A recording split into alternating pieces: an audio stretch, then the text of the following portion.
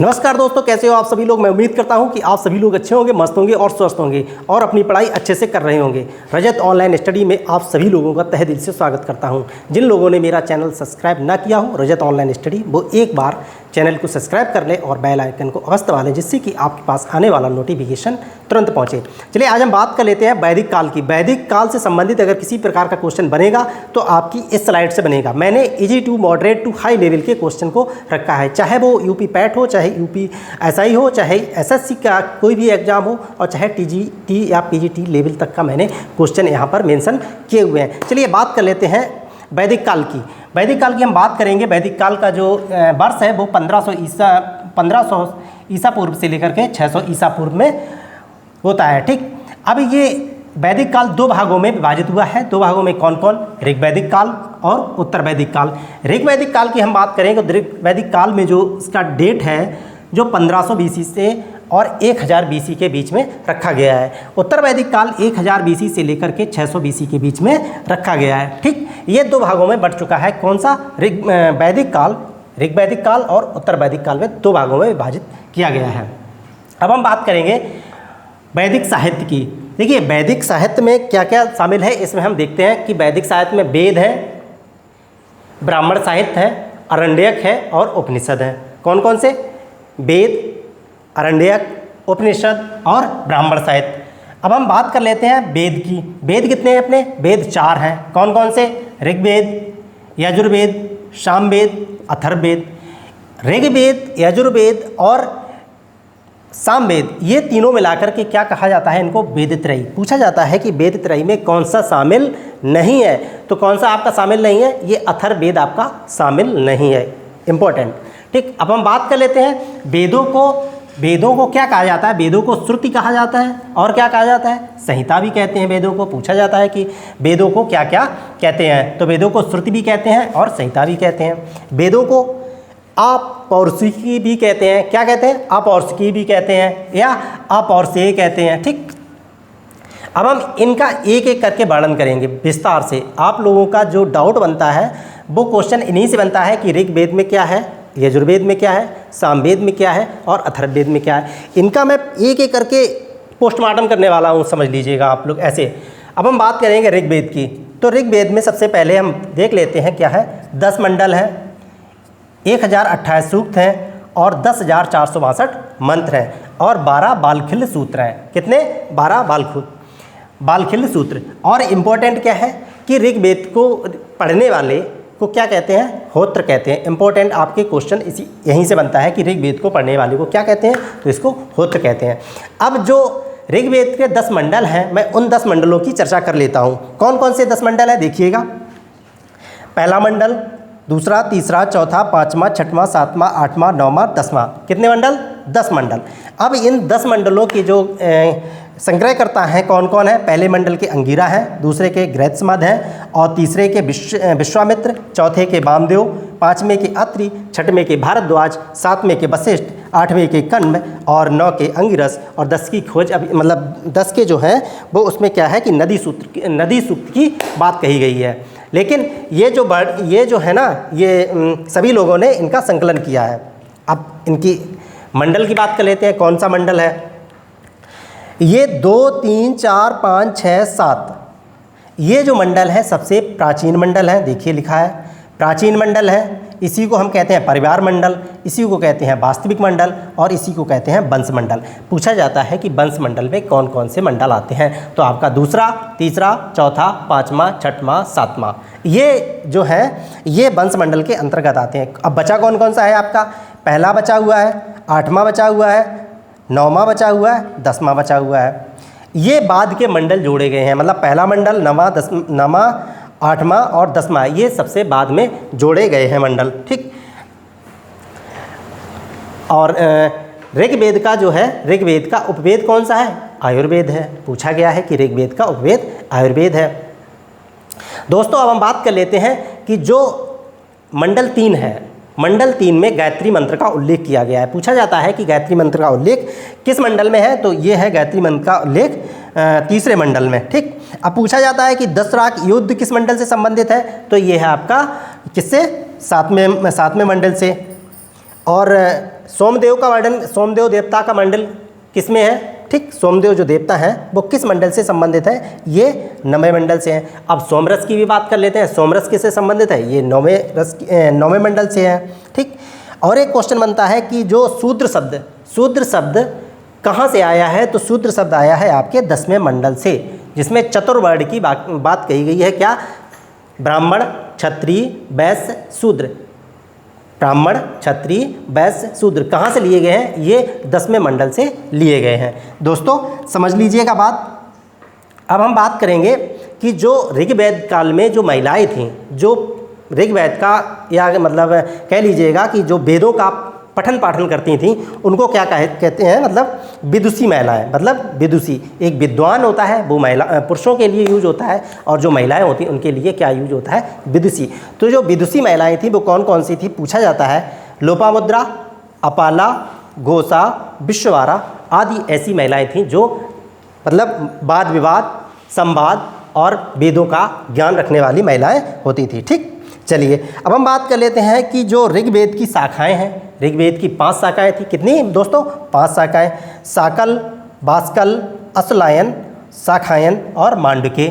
ये आपकी पूछी जाती हैं कि अब जो शेष बची हुई है किसमें? ऋग्वेद की 5 शाखाओं में जो एक शेष बची है इस समय साकल शाखा शेष बची हुई है। समझ लीजिएगा दोस्त, 5 शाखाओं में से सिर्फ एक ही शाखा ऐसी है जो शेष बची हुई है इस समय, तो ये है साकल शाखा।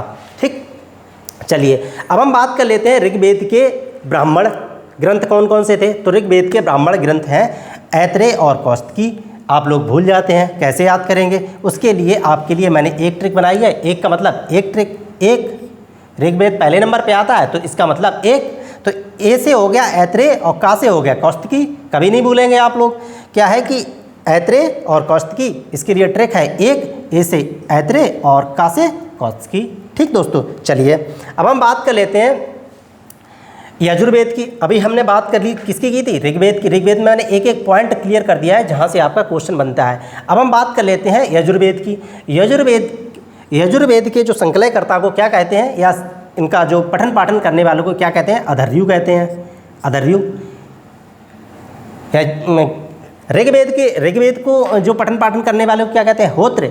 और यजुर्वेद के जो पठन पाठन करने वाले को अधर्यु कहते हैं। ठीक, अब यजुर्वेद की 2 शाखाएं, एक कृष्ण यजुर्वेद, एक शुक्ल यजुर्वेद। शुक्ल यजुर्वेद को हम लोग वात्स्ययनी संहिता भी कहते हैं। पूछा जाता है कि वात्स्ययनी संहिता किसको कहते हैं? तो शुक्ल यजुर्वेद को कहते हैं। यजुर्वेद एक ऐसा ग्रंथ है जो गद्य और पद्य दोनों में लिखा गया है, और गद्य और पद्य दोनों लिखे गए में क्या कहते हैं उसको कहते हैं चंपू साहित्य। जो गद्य और पद्य दोनों में लिखा हो उसको कहते हैं चंपू साहित्य। ठीक, अब देखिए यज्ञ कर्म कांडों का वर्णन किया गया है। किसमें किया गया है? यज्ञ कर्म कांडों का वर्णन वो किया गया है आपका यजुर्वेद में। ठीक है, अब इसके हम बात कर लेते हैं ब्राह्मण ग्रंथ। किसके? यजुर्वेद के ब्राह्मण ग्रंथ कौन कौन से हैं? तो इसमें आपके कृष्ण यजुर्वेद और शुक्ल यजुर्वेद। अब कृष्ण यजुर्वेद को जैसे ब्राह्मण जो है ना, यजुर्वेद को 2 भागों में बांटा गया है, कृष्ण यजुर्वेद और शुक्ल यजुर्वेद। अब इसके जो ब्राह्मण ग्रंथ हैं उनकी हम बात कर लेते हैं। तो कृष्ण यजुर्वेद से संबंधित कौन कौन से ब्राह्मण हैं? वह है तैत्रेय ब्राह्मण और शतपथ ब्राह्मण। अब इसको याद कैसे करेंगे ये भी समझ लीजिएगा। तो इससे आप कर लीजिएगा तस या सत से याद कर लीजिएगा, सत। तो शुक्ल यजुर्वेद का शतपथ ब्राह्मण मतलब सा से शतपथ और ता से तैत्रेय। जो शुक्ल यजुर्वेद का ब्राह्मण है वो है शतपथ ब्राह्मण, और कृष्ण यजुर्वेद का ब्राह्मण है वो कौन सा है? तैत्रेय ब्राह्मण। यहाँ से भी आपका क्वेश्चन बनता है। अब कृष्ण यजुर्वेद के मैं उपनिषद की बात कर लेता हूँ। कौन कौन से इससे संबंधित उपनिषद हैं? श्वेतांबर उपनिषद, काठक उपनिषद और मैत्रायणी उपनिषद। ठीक दोस्तों, शतपथ ब्राह्मण मतलब जो शुक्ल यजुर्वेद के उपनिषद हैं वो कौन कौन से हैं? बृहदारण्यक उपनिषद और ईशोपनिषद। ठीक, चलिए जो शुक्ल यजुर्वेद की जो शाखाएं थीं, शाखाएं कितनी थीं? 4 शाखाएं थीं। कृष्ण यजुर्वेद की 2 शाखाएं थीं और शुक्ल यजुर्वेद की 4 शाखाएं थीं, जिसमें से आपके लिए इंपॉर्टेंट है शुक्ल यजुर्वेद। शुक्ल यजुर्वेद में क्या है? काटक संहिता, मैत्रायणी संहिता और तैत्रेयी संहिता और कपिंठल संहिता। ये 4 संहिताएं बहुत ही मोस्ट इंपॉर्टेंट है। ठीक दोस्तों, चलिए अच्छा, यजुर्वेद के जो उपवेद हैं, यजुर्वेद के उपवेद को क्या कहते हैं? उसको कहते हैं धनुर्वेद। क्या कहते हैं? धनुर्वेद दोस्तों। ठीक, चलिए अब हम बात करेंगे किसकी, सामवेद की। नहीं, अभी रुक जाइए, इससे पहले भी हम बात कर लेते हैं जो शतपथ ब्राह्मण में किसका किसका जिक्र किया गया है। आपका क्वेश्चन पूछा जाता है कि उपनयन संस्कार किस उपनिषद किस ब्राह्मण से संबंधित है, तो वो है आपका शतपथ ब्राह्मण से। कौन सा उपनयन संस्कार। दूसरा है भयंकर बाढ़ की चर्चा या भयंकर बाढ़ का वर्णन किस ब्राह्मण में किया गया है, वो है आपका शतपथ ब्राह्मण में। ठीक, समुद्र का उल्लेख किस में किया गया है, तो समुद्र का उल्लेख भी शतपथ ब्राह्मण में किया गया है। ये आपके 3 मोस्ट इंपॉर्टेंट क्वेश्चन है। आपका क्वेश्चन अगर डीप बनेगा तो यहीं से बनेगा कि उपनयन संस्कार और भयंकर बाढ़ और समुद्र का उल्लेख किस ब्राह्मण में किया गया है, तो वो किया गया है शतपथ ब्राह्मण में। शतपथ ब्राह्मण में ही नारी को अर्धांगिनी कहा गया है, मतलब पत्नी को, सॉरी नारी को नहीं, पत्नी को अर्धांगिनी भी कहा गया है। पूछा जाता है कि पत्नी को क्या कहा गया, किस पत्नी को अर्धांगिनी किस ब्राह्मण में कहा गया, वो कहा गया आपका शतपथ ब्राह्मण में। ठीक, आगे हम बात कर लेते हैं बृहदारण्यक उपनिषद में। बृहदारण्यक उपनिषद जो होता है ना, उसमें किसकी बात कर रही है, तो गार्गी संहिता और याज्ञवल्क्य का संवाद की चर्चा किसमें है, बृहदारण्यक उपनिषद में। ठीक है दोस्तों, चलिए इस तरीके से आपके जो मोस्ट इंपॉर्टेंट उपनिषद हैं यहाँ से कवर हो गए, किससे, यजुर्वेद के जो। अब हम बात करेंगे सामवेद की। सामवेद मतलब संगीत से संबंधित है। क्या, किससे संबंधित है, संगीत से, संगीत या गायन से संबंधित है। दोस्तों एक एक चीज़ समझते चलिएगा, क्योंकि मैंने इस पूरी स्लाइड में आपका हर एक प्रकार से क्वेश्चन मेंशन कर रखा है कि अगर आयोग किसी प्रकार से क्वेश्चन घुमा फिरा के भी पूछेगा तो यहीं से बनेगा। ठीक है, चलिए अब हम बात करेंगे सामवेद की। तो सामवेद का जो उपवेद है कौन सा है, कौन सा उपवेद है इसका, शिल्पवेद। इसका गायन करने वाले को क्या कहते हैं, उद्गाता। देखिए समझ लीजिएगा, ऋग्वेद के गायन करने वाले को क्या कहते हैं, होत्र। यजुर्वेद के गायन करने वाले को क्या कहते हैं, अधर्यु। और सामवेद के गायन करने वाले को क्या कहते हैं, क्या कहेंगे, उद्गाता। ठीक, इसकी शाखाएं कौन कौन सी हैं, वेरी वेरी मोस्ट इंपॉर्टेंट है दोस्तों, समझ लीजिए, क्वेश्चन यहाँ से बनता है। इसकी जो शाखाएं हैं कौथमीय, जैमिनीय और रामायणी। ठीक, जो कौथमीय है वो कहाँ से संबंधित है, गुजरात से। जैमिनी कहाँ से संबंधित है, कर्नाटक से। और रामायणी कहाँ से संबंधित है, महाराष्ट्र से। दोस्तों कहाँ से, महाराष्ट्र से। पूछा जाता है कि जैमिनी कहाँ से संबंधित है, या जैमिनी किस क्षेत्र के लिए संबंधित है, तो कर्नाटक के लिए। ये आप लोग ये 3 गुजरात, कर्नाटक और महाराष्ट्र याद रखिएगा। ठीक, अब हम बात करेंगे सामवेद की जो ब्राह्मण ग्रंथ है। तो ब्राह्मण ग्रंथ कौन कौन से हैं, पंचविश, षटविश और जैमिनी। पूछा जाता है पंचविश, षटविश और जैमिनी याद हो गया भैया, 5 और 6 और जैमिनी, मतलब 5 6 जैमिनी। तो पंचविश, षटविश और जैमिनी। अब अपने उपनिषद की बात कर लेते हैं। तो इसके जो मोस्ट इंपॉर्टेंट है उपनिषद, मैंने 3 ही लिखे हैं। कौन कौन से, छांदोग्य उपनिषद, जैमिनी उपनिषद और केन उपनिषद। ठीक, अब इसमें क्या कहा गया है, छांदोग्य उपनिषद में पूछा जाता है कि छांदोग्य इस उपनिषद में किसका वर्णन किया गया है। तो छांदोग्य उपनिषद में किस किस का वर्णन है, तो देखो 3 आश्रमों का वर्णन है। आश्रम कितने होते हैं, 4 आश्रम होते हैं। ठीक, और इसमें कौन सा, 3 ही आश्रमों की वर्णन किया गया है। अब और इसमें क्या किया गया है, पुनर्जन्म की बात की गई है। किसकी, पुनर्जन्म की बात कही गई है। और छांदोग्य उपनिषद में क्या कहा गया है, देवकी पुत्र श्री कृष्ण की बात कही गई कि देवकी के पुत्र जो, मतलब देवकी के जो पुत्र हैं वो श्री कृष्ण ही हैं। ये किस में चर्चा की गई है, वो छांदोग्य उपनिषद में कही गई है। और केन उपनिषद में क्या है, केन उपनिषद में जो यम की जो चर्चा है, किसकी, नचकेता की,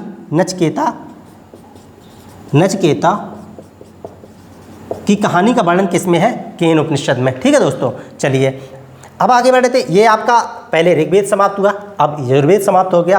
अब मतलब ऋग्वेद, यजुर्वेद, सामवेद। अब सामवेद के बाद में आते हैं अथर्ववेद की तरफ। आपके मैंने चारों वेद अच्छे से क्लियर करवा रहा हूँ। ठीक है, ये जो है ना, इसका जो उपवेद है कौन सा है, शिल्पवेद।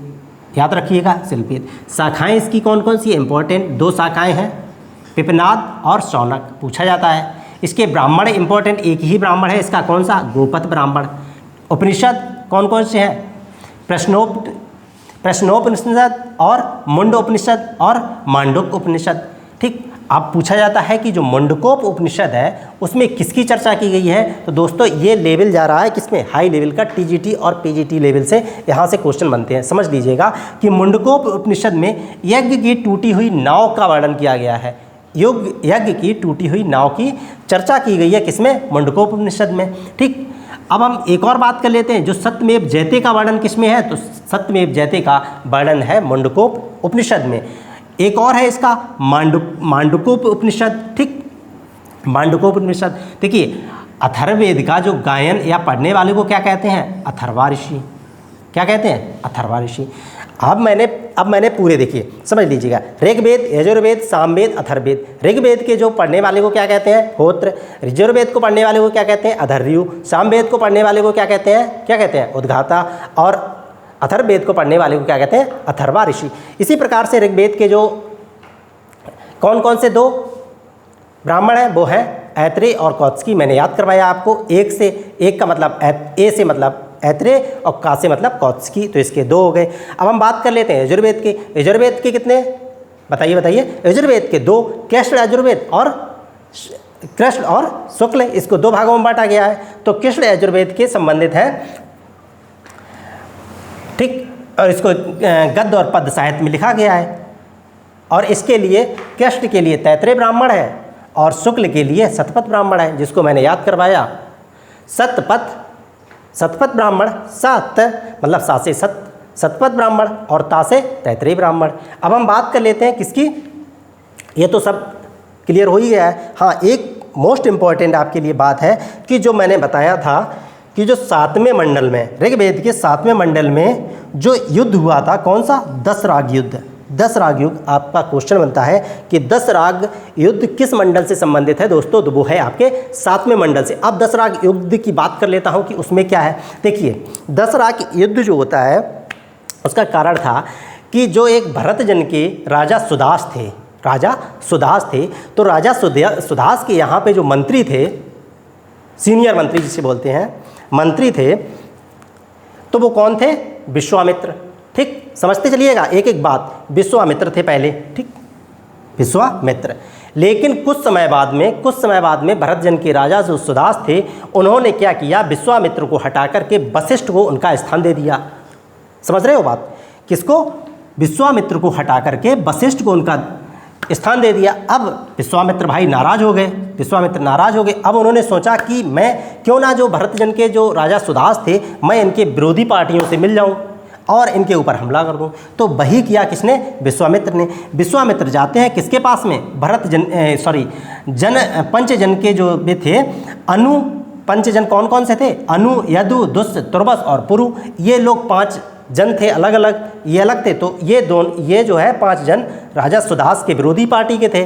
तो ये जाकर के विश्वामित्र इन 5 से मिल जाते हैं और इन 5 की एक भूमिका बना करके राजा सुदास के यहाँ आक्रमण कर देते हैं। इन दोनों के बीच में युद्ध होता है। अब राजा जो सुदास थे, सुदास के यहाँ पर मंत्री कौन थे, वशिष्ठ, और यहाँ पे कौन थे मंत्री, विश्वामित्र थे। अब इन दोनों का युद्ध हो जाता है, भयंकर युद्ध होता है, जो कि इतिहास में बहुत बड़ा इसका वर्णन किया गया है। तो युद्ध जो होता है, कहाँ युद्ध होता है, परुशली नदी अर्थात रावी नदी के किनारे पर होता है। ठीक है, अब युद्ध जब होता है तो भाई कोई एक तो जीतेगा, एक हारेगा। तो कौन जीता है इसमें, तो इसमें जो भरत जन के राजा सुदास थे, जिनके मंत्री वशिष्ठ थे, ये जीत जाते हैं और विश्वामित्र हार जाते हैं। जब हार जाते हैं तो इनका जो पूरा है यदु, राजा सुदास ने क्या किया, अनु, यदु, दुष्ट, त्रिवुष और पुरु को अपने यहाँ पर मिला लिया, मतलब उनके क्षेत्र को पूरा कब्जा कर लिया। जिसमें से क्या हुआ कि जो राजा पुरु, मतलब जो जन था पुरुजन और भरत, ये दोनों मिलकर के क्या हुआ, इन्होंने कुरु वंश की स्थापना की। किसकी, कुरु वंश की। जो आप लोग पढ़ते हैं कुरु वंश कौन सा था, कुरु वंश था आपका जो कौरवों के वंशज थे। ठीक, जो कौरवों के वंशज थे वही उनका वंशज है कुरु वंश। कहाँ से आया था कुरु वंश, कुरु वंश यहाँ से निकल के आया। दोस्तों किसी प्रकार का आप डाउट हो तो एक बार आप कमेंट करके ज़रूर बताइएगा कि मुझे यहाँ समझ नहीं आया या मैंने कुछ ऐसा बता दिया है जिससे कि आपको समझ में आने में दिक्कत है। लेकिन दोस्तों ये बात ध्यान रखना कि ये स्लाइड आपके लिए बहुत ही इम्पोर्टेंट होने वाली है। एक बार आप अगर पढ़ेंगे तो आपको क्लियर हो जाएगा फिर भी अगर ना क्लियर हो तो एक दोबारा देखिए और आपको अच्छे से क्लियर हो जाएगा। ठीक है दोस्तों, धन्यवाद। अगर सब्सक्राइब ना किया हो तो प्लीज़ एक बार सब्सक्राइब कर लें और बेल आइकन को दबा लें। थैंक यू सभी लोगों को।